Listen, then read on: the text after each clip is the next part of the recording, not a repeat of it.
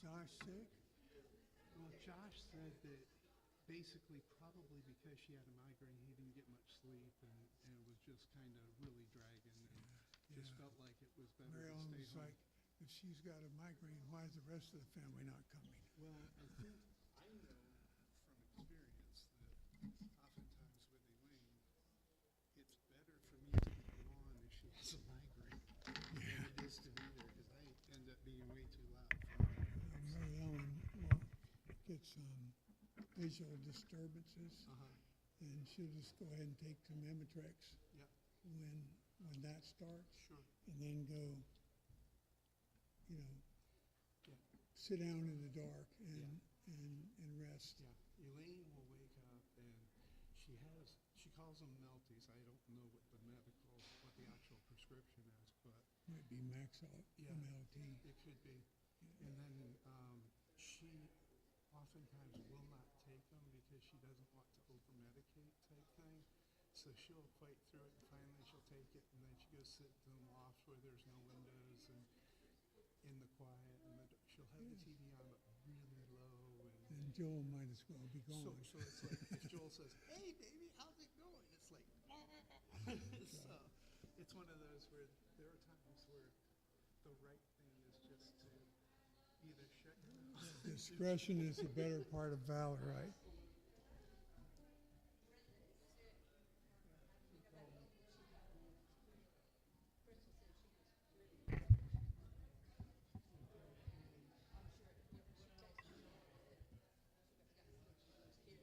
She was grateful to you for being able to call you at the last minute.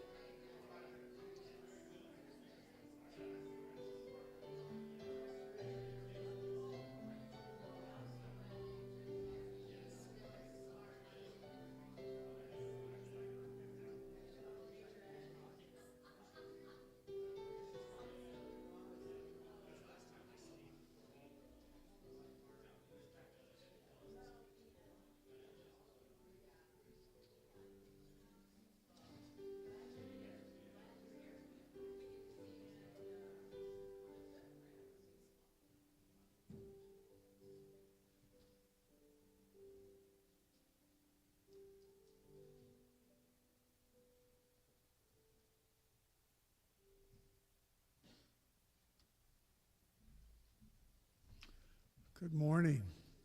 I want to welcome all you hearty souls that are here today, and also welcome those who may be participating online.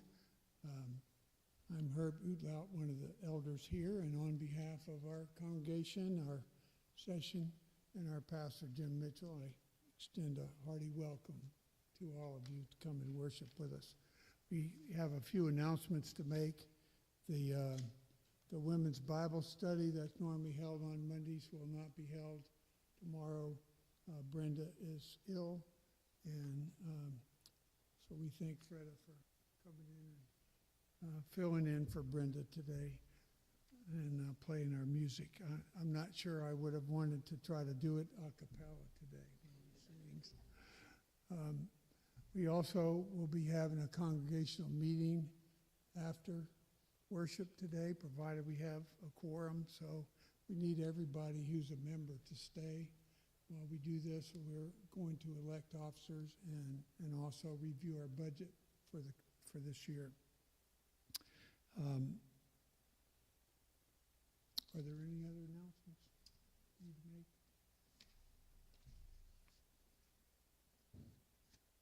Okay. If not, I would invite you to prepare your hearts for worship. There's a passage from Romans 12 in our bulletin.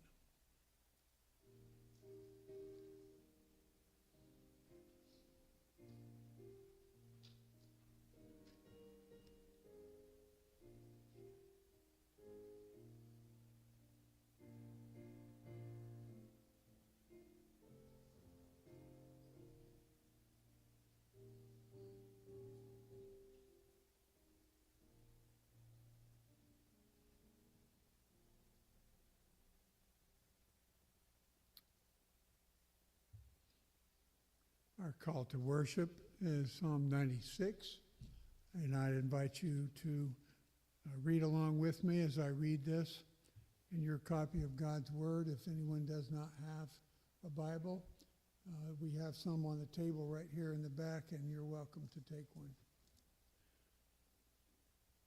Psalm 96. Oh, sing to the Lord a new song. Sing to the Lord all the earth. Sing to the Lord, bless his name. Tell of his salvation from day to day. Declare his glory among the nations, his marvelous works among all the peoples. For great is the Lord, and greatly to be praised. He is to be feared above all gods. For all the gods of the peoples are worthless idols, but the Lord made the heavens. Splendor and majesty are before him. Strength and beauty are in his sanctuary. Ascribe to the Lord, O families of the peoples. Ascribe to the Lord glory and strength. Ascribe to the Lord the glory due his name. Bring an offering and come into his courts. Worship the Lord in the splendor of holiness. Tremble before him, all the earth. Say among the nations, the Lord reigns. Yes, the world is established. It shall never be moved. He will judge the peoples with equity. Let the heavens be glad. Let the earth rejoice. Let the sea roar and all that fills it. Let the field exult and everything in it. Then shall all the trees of the forest sing for joy before the Lord, for he comes to judge the earth. He will judge the world in righteousness and the peoples in his faithfulness. We serve an awesome God. He is due all the glory that he receives, and we would ask you to stand now and sing this hymn of adoration to our Lord. Brethren, we have met to worship from Trinity Hymnal number 381.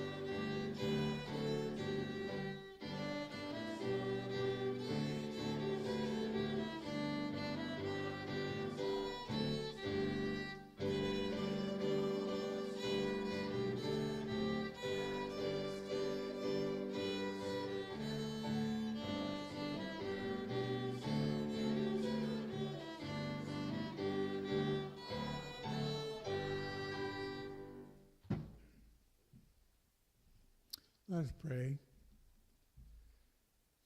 God, our Heavenly Father, we come today to worship you. Lord, your name is holy and high. You are our Creator. Lord Jesus, you are our Redeemer. You came to save all those that the Father had given to you. And Holy Spirit, you have applied that salvation to us. You have enabled us to read your word and to understand it, and you have applied it to our hearts. We pray today as we worship the Holy Trinity that you would apply your word to our hearts as it's preached.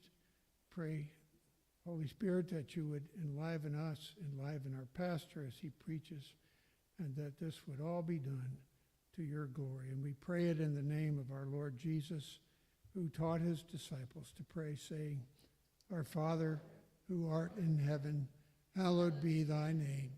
Thy kingdom come, thy will be done, on earth as it is in heaven. Give us this day our daily bread, and forgive us our debts, as we forgive our debtors. And lead us not into temptation, but deliver us from evil. For thine is the kingdom, and the power, and the glory forever. Amen. Please be seated.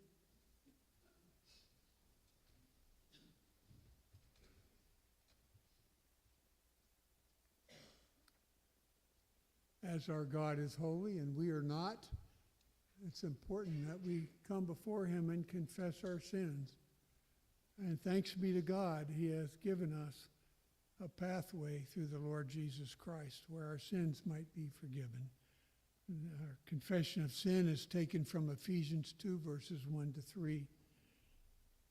And you were dead in the trespasses and sins in which you once walked, following the course of this world, following the prince of the power of the air, the spirit that is now at work in the sons of disobedience, among whom we all once lived in the passions of our flesh, carrying out the desires of the body and the mind, and were by nature children of wrath like the rest of mankind. Let's take a few moments to silently confess our sins to the Lord.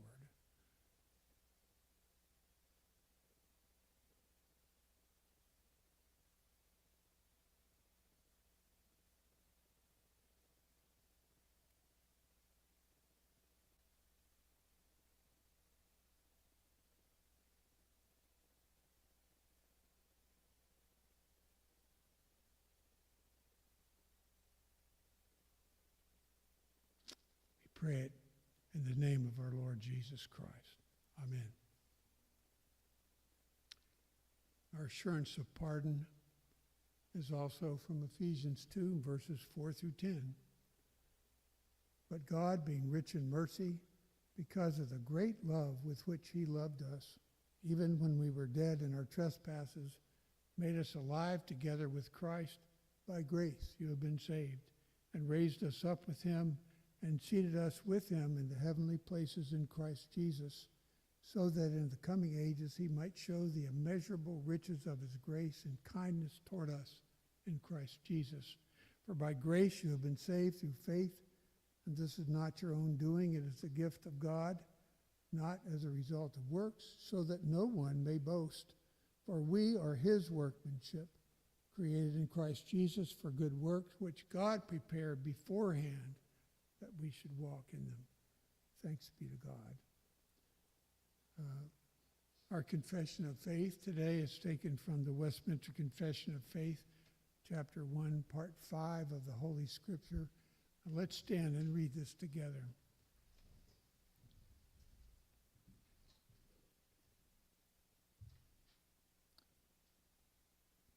Christians, what do you believe? We may be moved and induced by the testimony of the church to an high and reverent esteem of the Holy Scripture and the heavenliness of the matter, the efficacy of the doctrine, the majesty of the style, the consent of all the parts, the scope of the whole, which is to give all glory to God, the full discovery it makes of the only way of man's salvation, that many other incomparable excellencies and the entire perfection thereof are arguments whereby it doth abundantly evidence itself to be the word of God, yet notwithstanding our full persuasion and assurance of the infallible truth and divine authority thereof is from the inward work of the Holy Spirit, bearing witness by and with the word in our hearts. Please be seated. Will the children please come forward for the children's sermon by Elder Joel Reed.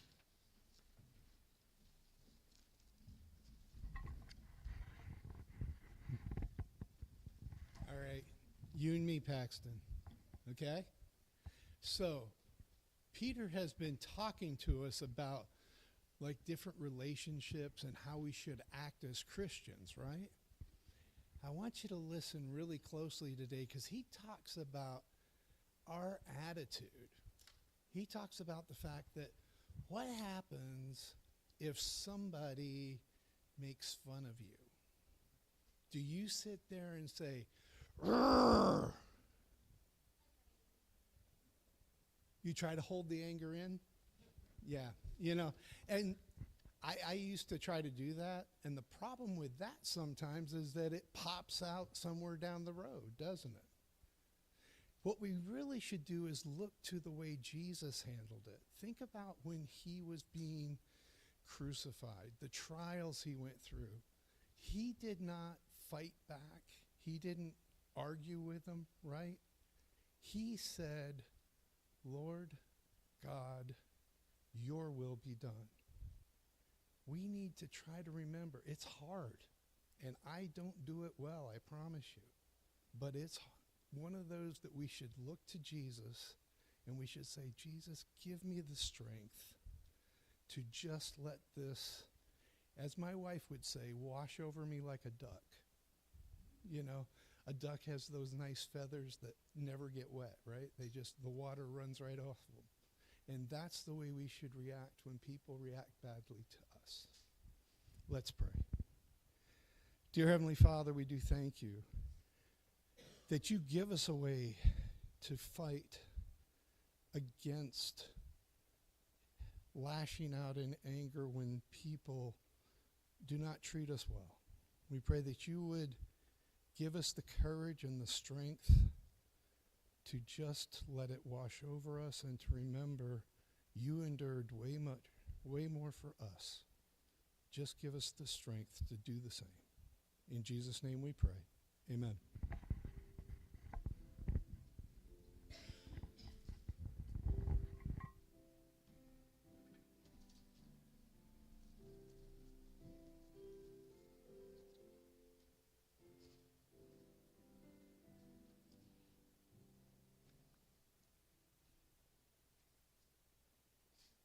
Thank you, Joel. Our scripture reading today is Psalm 34. And again, I would invite you to read along in your copy of God's Word. Psalm 34 of David, when he changed his behavior before Abimelech, so that he drove him out and he went away. I will bless the Lord at all times. His praise shall continually be in my mouth. My soul makes its boast in the Lord. Let the humble hear and be glad. Oh, magnify the Lord with me, and let us exalt his name together. I sought the Lord, and he answered me and delivered me from all my fears. Those who look to him are radiant, and their faces shall never be ashamed. This poor man cried, and the Lord heard him and saved him out of all his troubles. The angel of the Lord encamps around those who fear him and delivers them. Oh, taste and see that the Lord is good. Blessed is the man who takes refuge in him. Oh, fear the Lord, you his saints. For those who fear him have no lack. The young lions suffer want and hunger, but those who seek the Lord lack no good thing. Come, O children, listen to me. I will teach you the fear of the Lord. What man is there who desires life and loves many days that he may see good? Keep your tongue from evil and your lips from speaking deceit. Turn away from evil and do good. Seek peace and pursue it. The eyes of the Lord are toward the righteous, and his ears toward their cry. The face of the Lord is against those who do evil, to cut off the memory of them from the earth. When the righteous cry for help, the Lord hears and delivers them out of all their troubles. The Lord is near to the brokenhearted and saves the crushed in spirit. Many are the afflictions of the righteous, but the Lord delivers him out of them all. He keeps all his bones. Not one of them is broken. Affliction will slay the wicked, and those who hate the righteous will be condemned. The Lord redeems the life of his servants. None of those who take refuge in him will be condemned. The word of the Lord.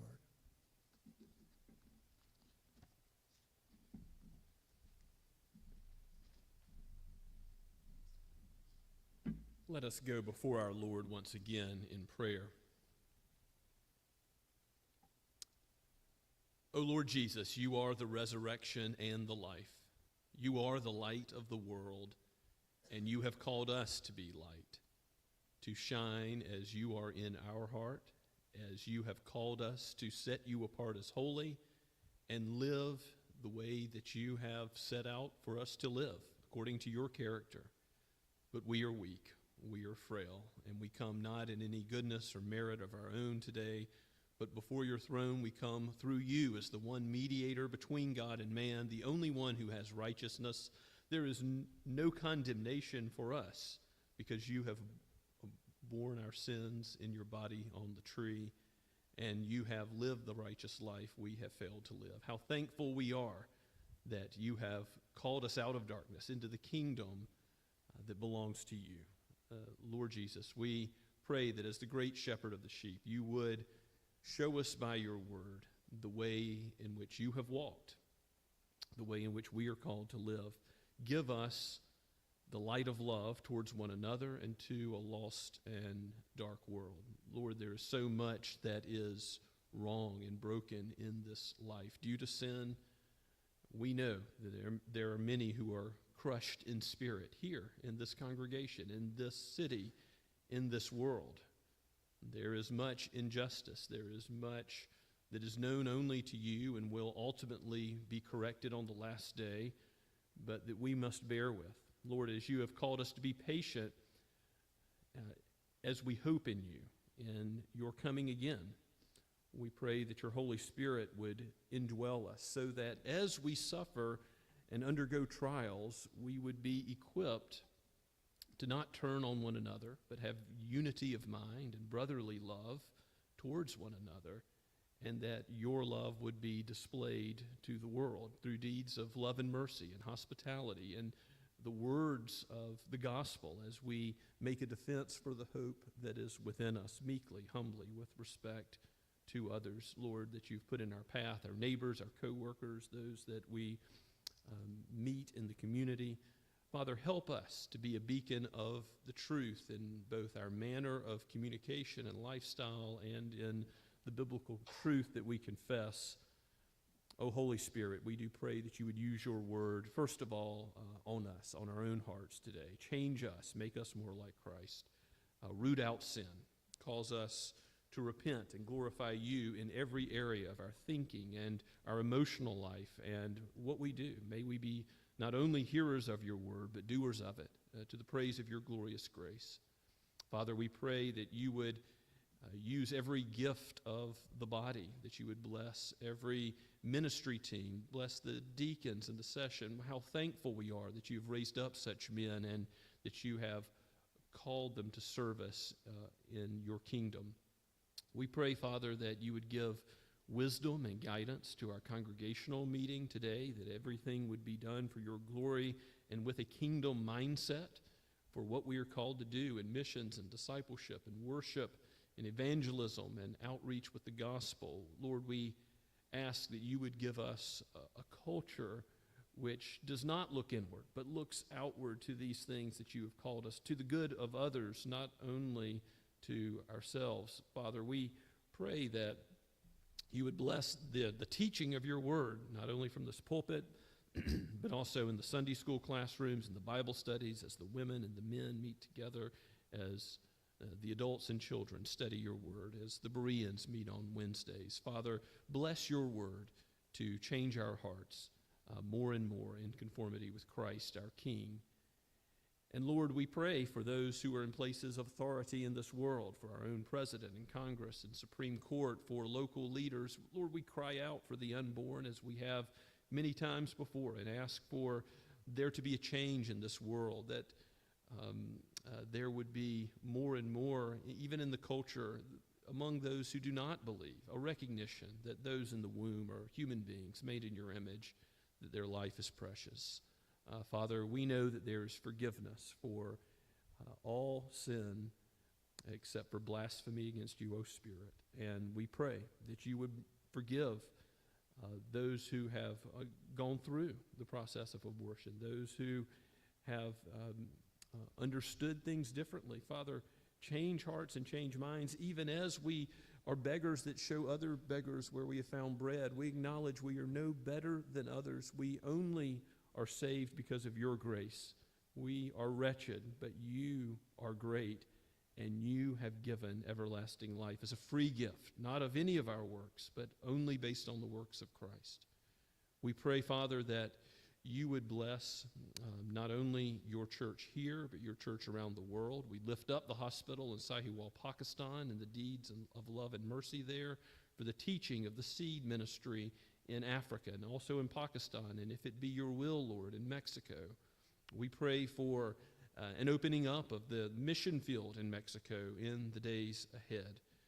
We ask, Father, that you bless the ministry of Erskine and the seminary and the college as they seek to raise up ministry in the church and missions and church planters, and also those who would seek to understand all of life and whatever career they pursue in the college from the standpoint of your word as the ultimate authority, to understand all of creation truly. Father, bless those who teach to be about submission to your authority in every way, even as we are called to love the culture that we are in, to be a blessing to it in that context, standing upon the truth. We pray, Father, for our chaplains as they seek to minister to many difficult situations in this broken world. Lord, bless them and aid them as they counsel and befriend and preach the gospel. Lord, we lift up these things knowing that you are good and you do good for your people. Father, you have been pleased to do much good in this place, and we ask that you would use each of us as you have caused us to set apart Christ as holy. Help us to live lives that reflect that holiness. Father, bless husbands and wives in their relationships with one another, to live out that holiness, in the raising of sons and daughters. Let your church be an influence on children and grandchildren, the next generation, so that your name is praised. Lord, we continue to ask that you would raise up missionaries from amongst our own number, that you would make the way plain for a short-term mission trip. And we ask these things again, if it be your will. Father, we know that there are many physical needs in the congregation now, many who are sick. Lord, we lift them up. Father, we continue to ask your care over Chip and Frankie Watson. And Father, we pray that you would sustain them by your grace. We pray for Rob and Carrie Walters, and ask, Lord, that you would give them peace and healing, give Carrie breath, and give Rob recovery from surgery. We know there are many others, Father, as well, that are dealing with chronic pain, that are dealing with emotional turmoil, loss, and mourning. And you are the God who lifts up the brokenhearted. You are the one who comforts mourners. So may it be, O Lord Jesus, great shepherd of the sheep, that you guide and sustain your people by your grace in body and soul, now and forevermore, all of our days, to sing your praise. We pray all this in your precious name. Amen. And let us continue to worship the Lord together as we sing some of Psalm 34, from Psalm 34C, which is in the blue Psalter, this book. We'll stand as we sing together.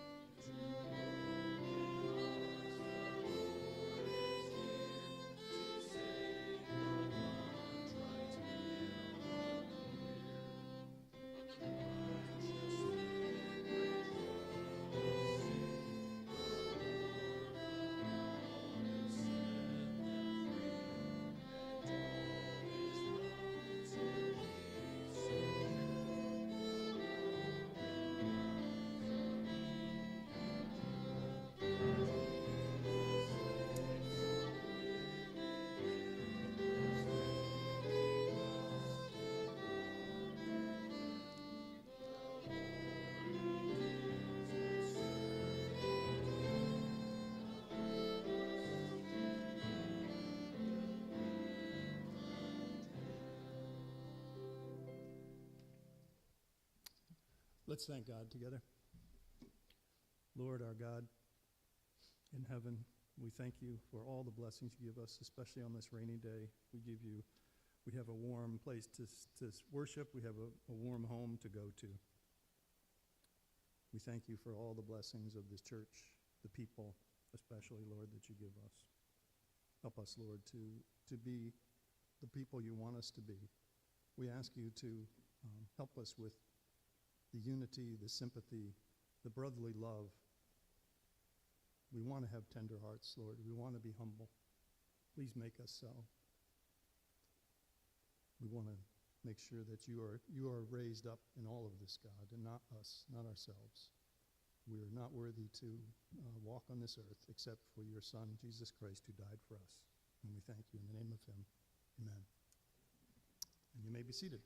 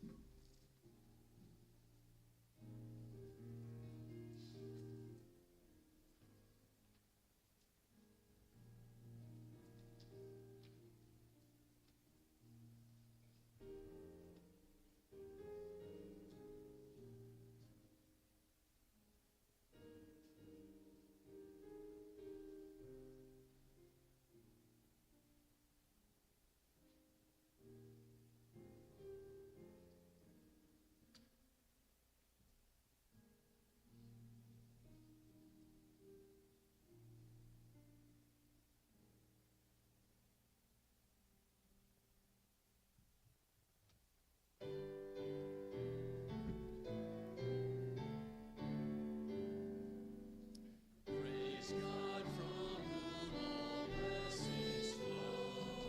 Praise Him, all creatures here below. Praise Him above the heavenly hosts. Praise Father, Son, and Holy Ghost.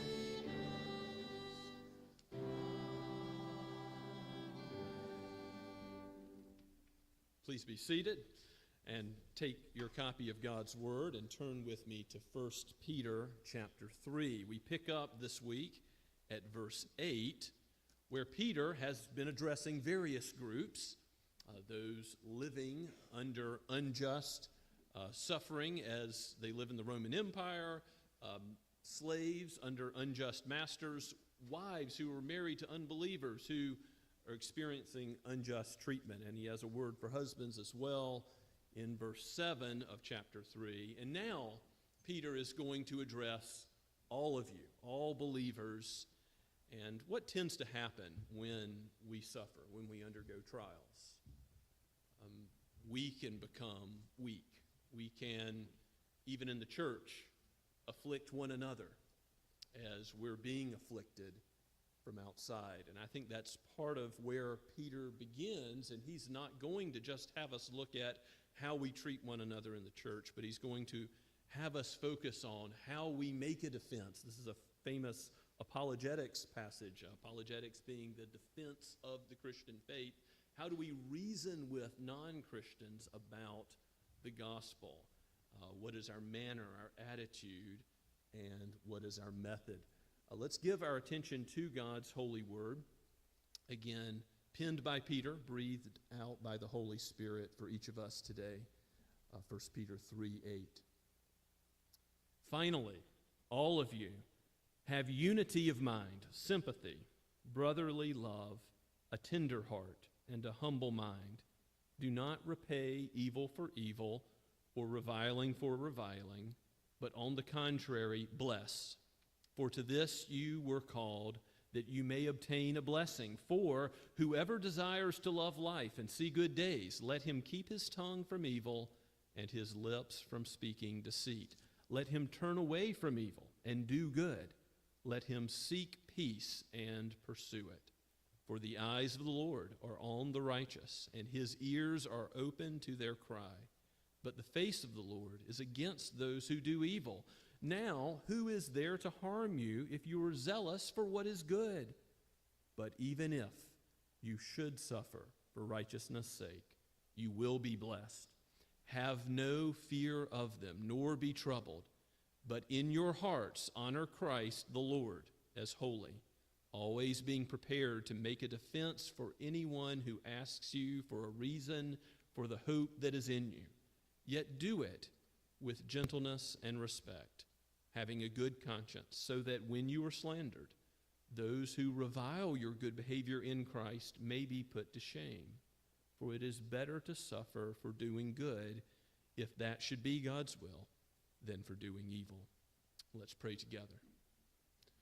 O Lord, help us to overcome evil with good, just as you did on the cross, not reviling those who reviled you, but entrusting yourself to the Father.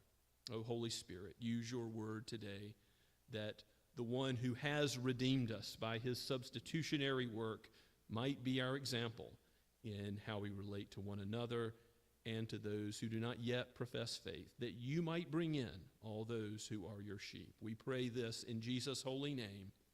Amen. We have all sorts of fears. Perhaps you come with some today.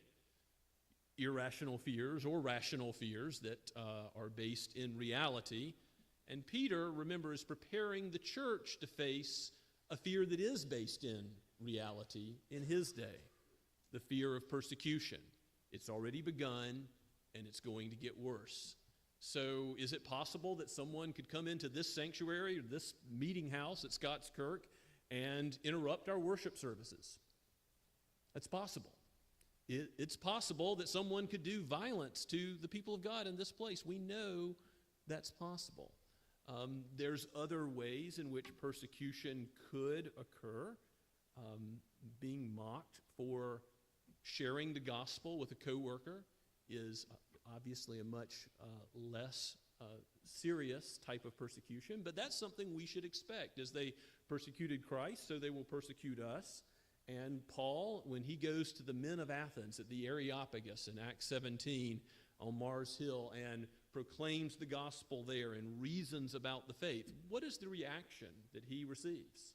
Well, some say we want to talk more, but others mock and revile. And I think that's part of what Peter has in mind when he says you need to be ready to respond to unbelievers who are going to be objecting to the Christian faith and wanting to know what reason do you have for believing in this Jesus that you say is raised from the dead, this living hope that dwells within you, the certainty you have about how all things will be concluded with the justice of God ruling over the new heavens and the new earth forever and ever. And so we're going to get there as Peter draws us in that direction in chapter 3, as he addresses everyone, again, I think with a concern for the internal relationships in the church in a similar way to Paul's concern in Romans 12. In Romans 12, there is obviously a concern to not meet evil being done to Christians with evil, to be loving one's enemies in the church. But Paul also focuses, and you've got some of the verses from Romans 12 in your preparation for worship. You can see how neatly the first few verses match up, Romans 12, 16 and 17 and 18 with 1 Peter 3, verse 8. Finally, Peter says, all of you have unity of mind. Well, what does Paul say in Romans 12? Live in harmony with one another. Unity, harmony. Finally, all of you have unity of mind. Sympathy, tenderheartedness and sympathy are similar. Brotherly love, a tender heart, and a humble mind. And then go back to Romans 12. Do not be haughty. A humble mind is not haughty, does not think highly of oneself, but thinks of others, is tenderhearted towards others, has sympathy towards others. Associate with the lowly, never be wise in your own sight. Again, humility, repay no one evil for evil. And that's primarily thinking about non-Christians, but it's also thinking about the church. When we are wronged as believers, we are to forgive as Jesus has forgiven us. Paul at the end of Ephesians chapter 4 makes that very point, that believers don't have to respond anger for anger, hatred for hatred, but are able to forgive as forgiven people. So the church is not to be overcome by evil, but to overcome evil with good. That's how Romans 12 concludes. And Peter is thinking of this peaceable way, to be at peace with all men, as far as it depends on you. He's thinking of how do we live out the gospel under persecution, under injustice in the world. And he's going to consider the relationships within the body of Christ in this initial verse. And then he's going to go on to quote that psalm which we had read earlier, Psalm 34, which is clearly one of Peter's favorite psalms. How do we know that? He's already referred to it in chapter 2. Taste and see that the Lord is good. In chapter 2, verse 3, there's reference made to it already. But here's an extended quotation as he says, do not repay evil for evil. And again, looking back in chapter 2, he's quoted the example of Christ doing this very thing in verses 21 or 20 through 25. Do not repay evil for evil, reviling for reviling, but on the contrary, bless, and implicitly bless your enemies. For to this you were called, that you may obtain a blessing. Now, what is the blessing of the Christian? It is not necessarily in this life, but it is entrusting oneself to the just judgment of God, as Jesus did in chapter 2, verse 24. Jesus says, he himself bore our sins in his body on the tree, that we might die to sin and live to righteousness. So that is where that trusting in God's sovereignty leads a changed life, knowing the substitutionary death of Jesus, the righteous for the unrighteous, and living a life that is pursuing peace. And here's where he quotes Psalm 34 in verse 10. Whoever desires to love life and see good days, again, not only thinking about good days in this life, but good days everlastingly in the presence of God in the new heavens and the new earth. That's the fulfillment of this psalm, is the upshot from Peter's quotation. Keep one's tongue from speaking evil. Again, don't be persecuted because you as a believer are sinning and you have falsehood on your lips. The tongue is a great worker of wickedness, as James says. We ought to be very careful about our speech. As Jesus says, let your yes be yes and your no be no. Don't think that as a believer you can take shortcuts with the truth. God is a God of truth. Satan is the father of lies. So turn away from evil, verse 11, and do good. Seek peace and pursue it. So the seeking of peace is the turning away from evil, and it's ultimately seeking the glory of God and the good of your neighbors. And earlier, Peter's told husbands, so that your prayers aren't hindered, treat your wives with respect and honor as the weaker vessel in verse 7 of chapter 3. So if you don't want your prayers hindered, you don't want the Lord's face turned away, seek peace and know that the eyes of the Lord are on the righteous. His ears are open to their prayer, verse 12 says. So to have your prayers heard by God, the implication is be repenting of sin, be trusting in Jesus, not in treating one another harshly. The face of the Lord is against those who do evil. To be unrepentant in sin is to expect God not to hear your prayers. He's offended by those who would call on him when their hearts are far from him. And after alluding to, quoting Psalm 34 in verse 13, Peter says, now, who is there to harm you if you are zealous for what is good? And, of course, what's the answer? There are many who are still able to, in this life, harm the church. I mean, Alexander the coppersmith, Paul talks about in 2 Timothy 4:14. He says, Alexander the coppersmith did me great harm.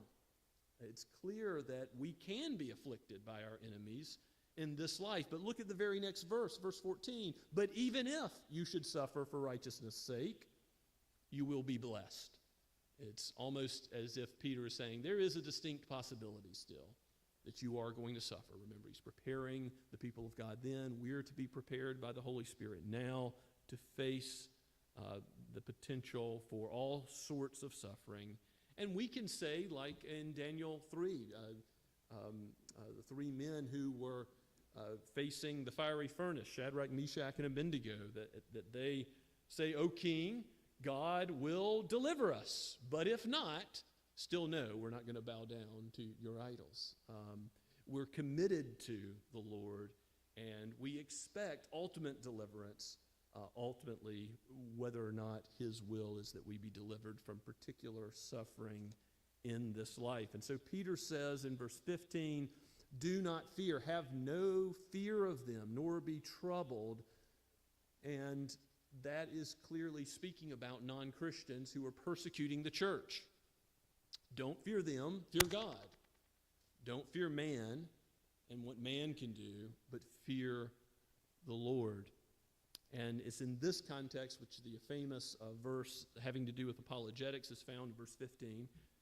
"But in your hearts honor Christ the Lord as holy, always being prepared to make a defense for anyone who asks you for a reason for the hope that is within you. And yet do this with gentleness and respect." The living hope that Peter has already brought up in chapter 1 is in Christians. We were talking about it in Sunday school this morning, that we do not have a conjectural hope, a hope-so-hope, but a certain hope.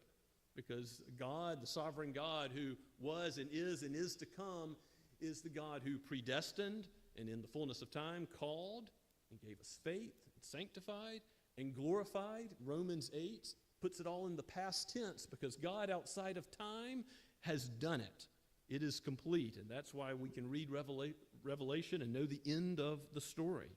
And yet, for us who are in the midst of trials, we need to remember that this is true. And we need to set apart Christ as the Lord, even in how we talk about the faith with others. Now, some people don't want to do that because they want to say, "Oh, to my non-Christian friend, let's start with neutral ground that we both agree on," something like the general laws of logic or evidence, and we try to get them from a neutral starting point to believing the Bible or believing that Jesus is raised or believing that God exists. And that really doesn't make a lot of sense as Christians, because we're not just asking people to add something to their life by saying you should have faith in Christ. We're telling them that, like the Apostle Paul on the Damascus Road, your whole life should be turned upside down. You're to review and re-see everything, all that you think and say and do, in terms of this worldview that is given to you by the lens of Scripture and the revelation of the truth. Setting apart Christ as Lord, as holy, glorifying Him, means that even in your approach to making a defense for the faith, apologetics, you are to regard the Bible as your ultimate authority. Now, a non-Christian can say, "Well, isn't that the point you're trying to prove?" Well, yes, and you can show that the Bible as the ultimate authority makes sense out of life, makes sense out of your own sin, your own predicament, your own troubles, and ultimately where this world is headed.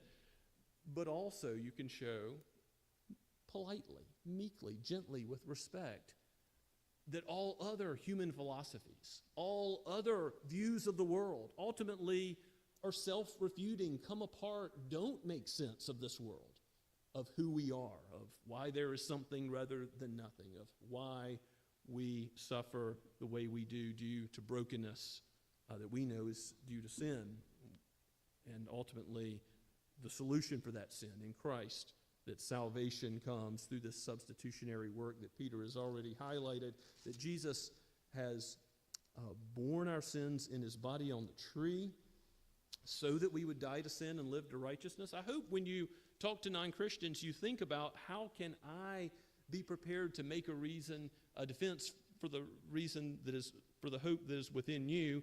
You think about, how can I testify to Christ? How can I testify to what he's doing? So you're going to tell something of your story. I've believed in Jesus for the forgiveness of sins. That would be a good place to start, because you're speaking of something that's happened in your life and how your sins have been forgiven. But you're testifying to Christ. He bore, over 2,000 years ago, my sins on the tree of Calvary. And that is the way, the truth, the life. That is the way to God, the only name under heaven by which we may be saved. That sort of giving of the gospel, ultimately, we don't have to explain the whole Christian worldview anytime we meet up with someone. And I do think that sometimes Christians fall into this trap where we think we have to show a tract or explain sin and salvation. And we don't have to explain everything in every conversation. Ladies, if you're meeting another female at the park to play with your kids together, you don't have to explain in a long sermon all of the glories of the gospel, but you can explain something about how children are made in the image of God, or how the Lord has changed your life so that you now live in a different way than you used to live. And ultimately, God is sovereign, as we confessed from the Westminster Confession, chapter 1. Why do we view the Scripture as what it is, the very Word of God? It's not because of all these good arguments of the perfection, the scope of the whole, all that it addresses, how it 66 books, all the different human authors, and yet it coheres together. I mean, there's a lot there, but ultimately, why do we see that the Bible is God's Word? The Spirit gave us the new birth, regenerated our hearts, gave us new life, opened our eyes to see. And so ultimately, we trust the Spirit. Even as we seek to do what we're called to do, you don't have to feel that compulsion that you must change someone else's mind, because however academically inclined or intellectual or not, the Lord must be the one who opens the eyes. And it's not about the strength of the arguments. The arguments are quite sound, that the Lord is raised, that the Bible is God's Word, that He's the Creator, and so forth. But what is going to change people's minds is the Holy Spirit. And the Holy Spirit uses His Word. And the Holy Spirit also uses your demeanor, your attitude, that you would do this in a way that is consistent with the gospel, that you don't just come in the attitude of a talk radio host trying to hammer the other political side. There's a lot of this in the culture. To win an argument is not the goal. The goal is to care about someone else. And I've seen it happen. It's not necessarily someone who can answer all the questions that an unbeliever has that God will use to convert them to the faith. It will be somebody that loves them, that is consistently showing up in their life, and who is meekly, humbly saying, well, I don't know all the answers, but let me try to give you a book or refer you to a sermon or take you to some teaching that can help you more, but just meekly and humbly treating this other human being as one made in God's image that we're called to love. That's really what God uses more often than not to get people to see Christ has died for sinners. Christ does change lives. Christ changes attitude. Even this person who had every reason to be angry at others, they love them and they forgive them within the church. They even forgive their enemies. They love those who hate them. That's powerful evidence of the gospel. And so making a defense of the faith is more than you think an idea that has to do with biblical truth, yes, but has to do with gentleness and respect. Peter wants to emphasize that because he knows that the way of things is, I have the truth, and I want to hammer others over the head with it. That is all too common due to sin. It ought not be that way amongst us believers. You should have a good conscience in the use of your tongue, so that when you're slandered, there's not any truth in the slander, that you're not suffering for doing evil, but you're suffering for actually doing good, for testifying to the gospel.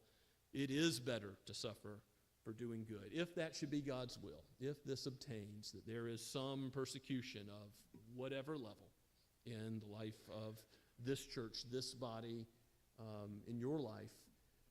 It is good to suffer for God's glory, but don't suffer for doing evil. Love those, even who hate you, even who mock you, even who deride the gospel. Love them, knowing that God may, just as He has had mercy on you and called you to the faith in Christ, that He may call them, and He may be glorified in calling those that right now seem very opposed. and turn their world upside down so that they walk with Christ and reflect the light of his glory and honor him as holy. May it be so. May the Lord help us to do that. Lord, we pray that you would be honored in our hearts, that what is internal would take external shape and form in our attitude and in our words, that we would be vessels of the truth and vessels of humility. Give us a humble mind, brotherly love, a tender heart. And may this be true within the church and without, to the praise of your glorious grace, which is at work, building the church by the gospel. We pray in Jesus' name. Amen. As we worship the Lord in response to his word this morning, let's stand and sing from the hymnal number 587, Who is on the Lord's Side?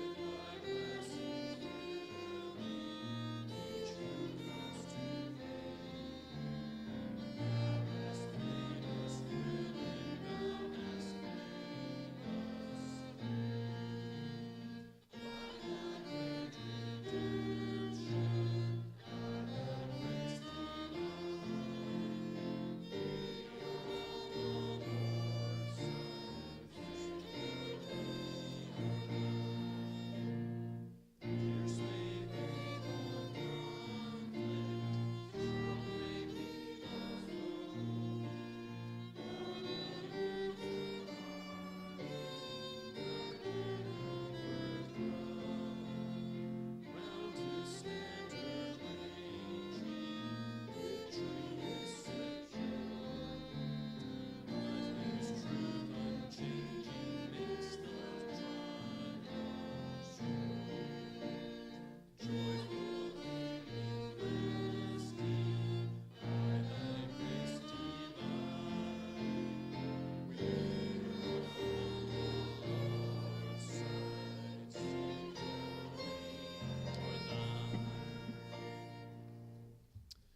Go with the Lord's blessing. Now to him who is able to do far more abundantly than all we ask or think, according to the power at work within us, to him be glory in the church and in Christ Jesus through all generations, forever and ever.